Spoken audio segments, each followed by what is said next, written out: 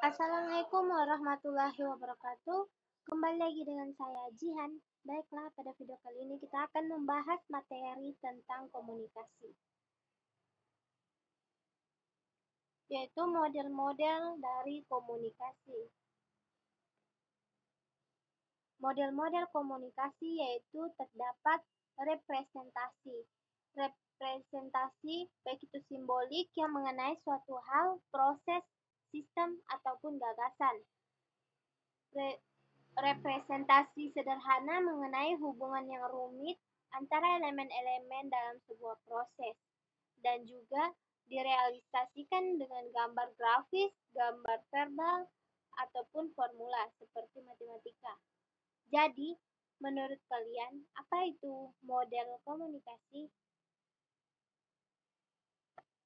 Nah, model komunikasi ini merupakan suatu representasi sederhana dari proses komunikasi yang menunjukkan adanya hubungan dan keterkaitan antar komponen dalam suatu komunikasi.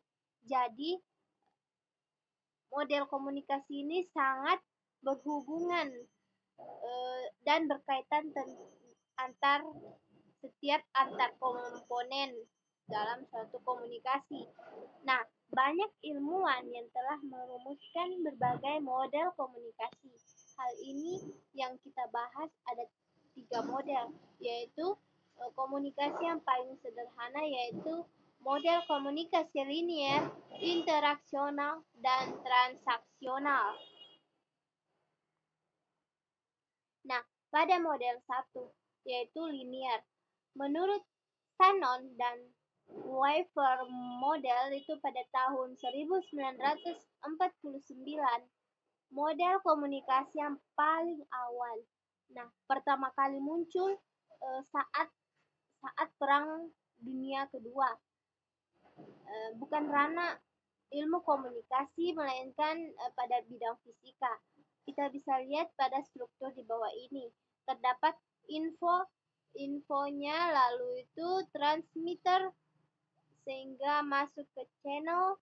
Di sini terjadi pesan suatu komunikasi, suatu komunikasi dan komunikan, dan terjadi noise source.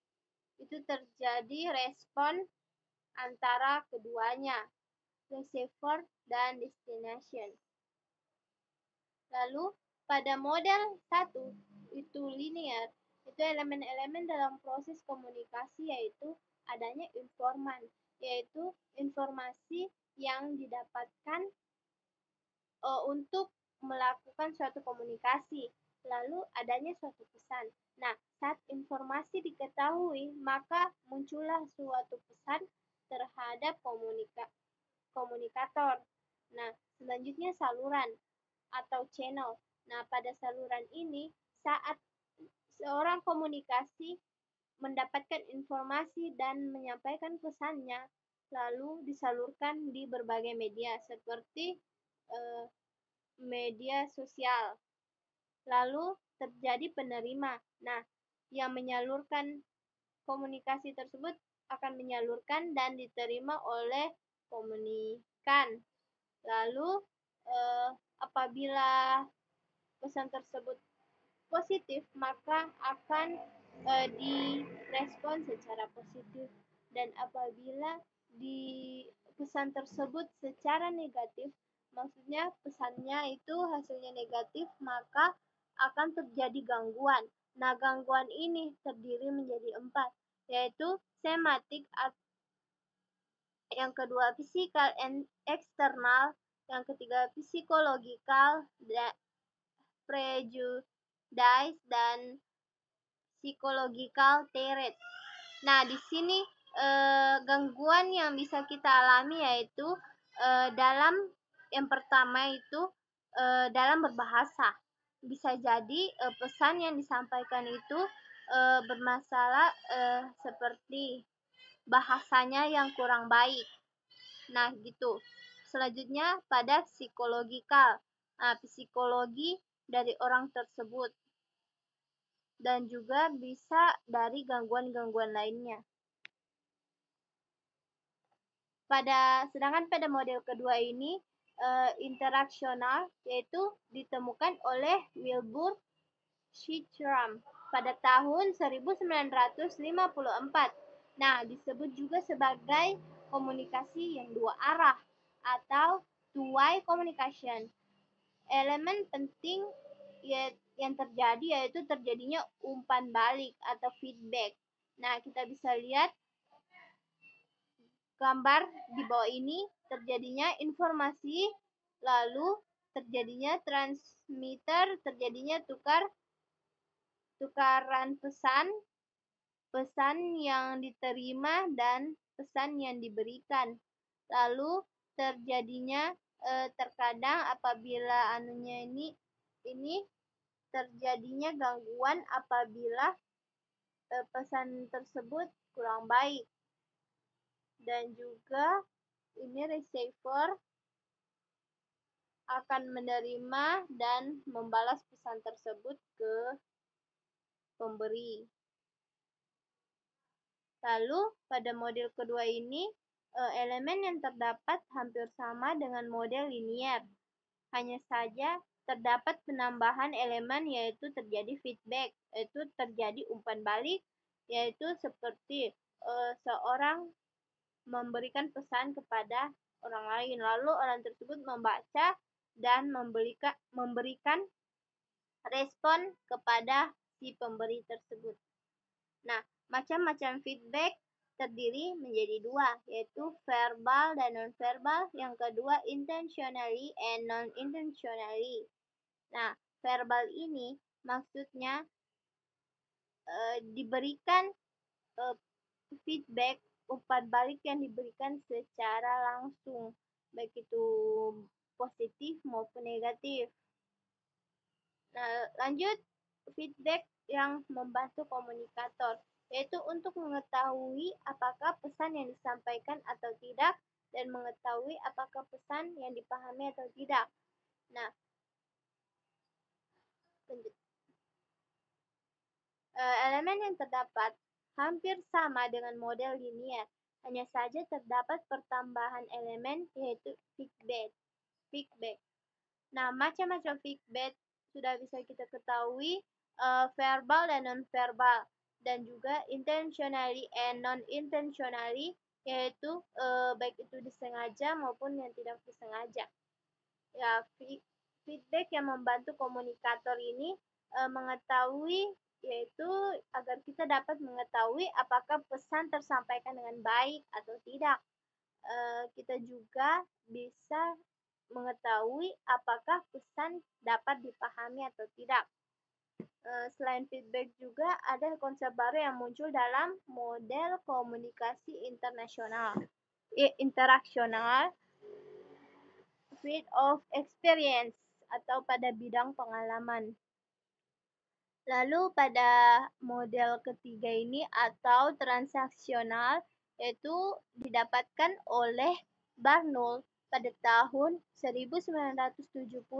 Nah, adanya pengiriman dan penerimaan pesan yang berkesinambungan, tidak putus hanya pada satu proses saja, atau dua proses pengiriman dan penerimaan pesan saja.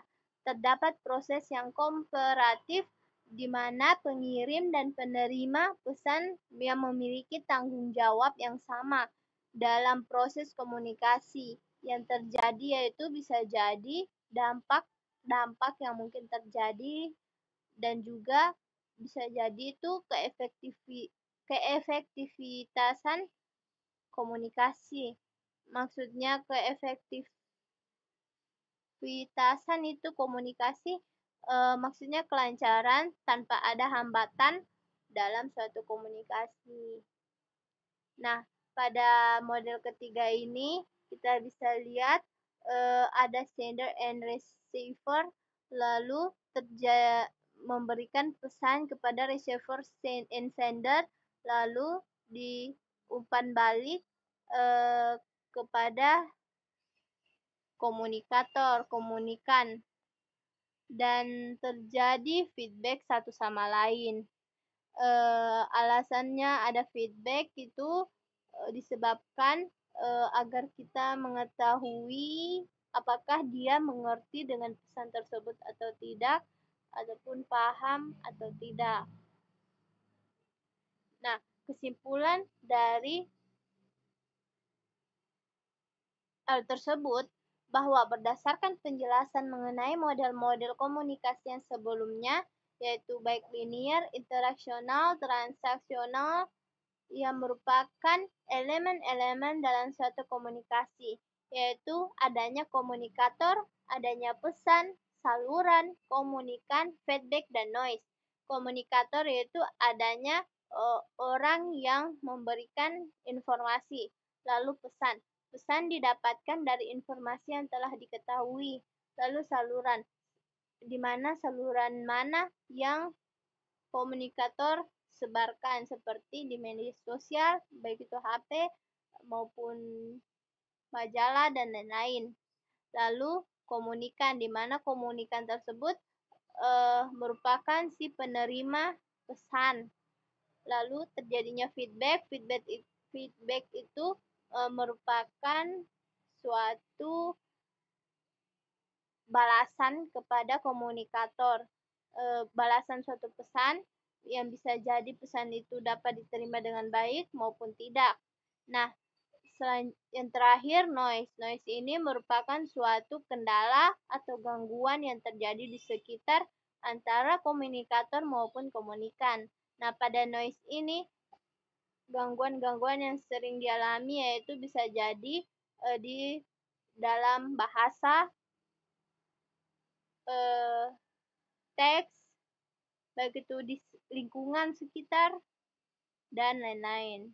Sekian dari saya. Terima kasih. Wassalamualaikum warahmatullahi wabarakatuh.